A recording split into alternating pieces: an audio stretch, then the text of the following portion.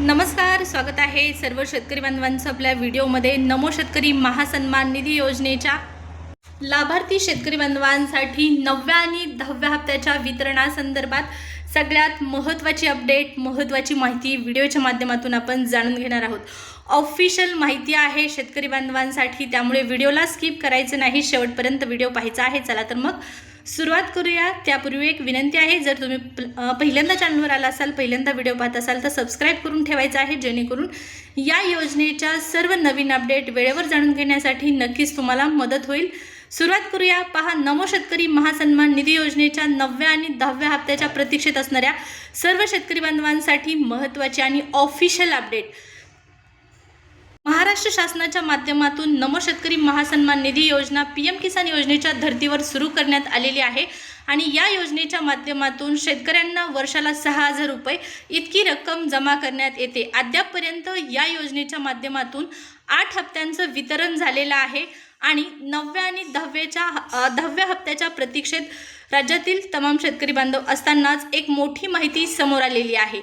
मुख्यमंत्री साहेबांनी एक मोठा निर्णय घोषित केला आणि तो निर्णय म्हणजे अहिल्यादेवी पुण्यश्लोक अहिल्यादेवी होळकर देशातील सर्वात मोठी कर्जमाफी योजना। या कर्जमाफी योजनेमध्ये जे शेतकरी बांधव पात्र ठरलेले आहेत, अशा लाभार्थी शेतकऱ्यांना नमोचा लाभ दिला जाणार नाही, अशा पद्धतीच्या चर्चा सुरू झाल्या ज्यावेळेस कर्जमाफी योजनेची घोषणा झाली आणि लाभ वितरणाची प्रक्रिया सुरू झाली।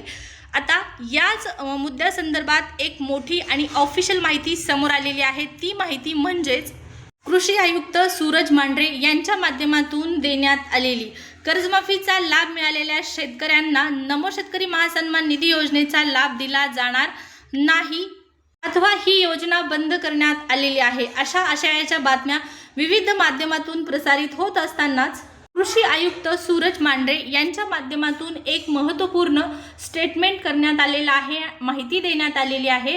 तथापि सद्यस्थितीत शासनाच्या स्तरावर योजना बंद करण्याबाबत कोणताही निर्णय अथवा संकेत दिलेला नाही, अशा पद्धतीचे स्पष्टपणे त्यांनी माहिती दिलेली आहे। ऑफिशियल माहिती आहे।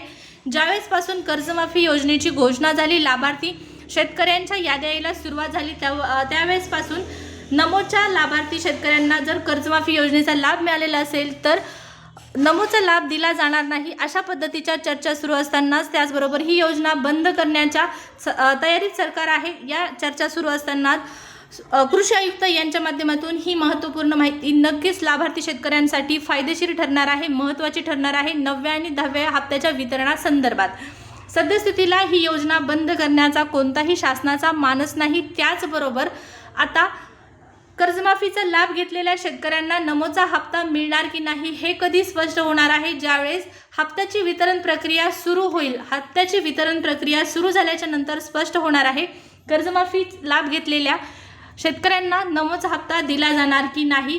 परंतु अद्यापपर्यंत 9व्या आणि 10व्या हप्त्याच्या वितरणासंदर्भात कोणतीच पावले उचलले जात नाहीत सरकारकडून।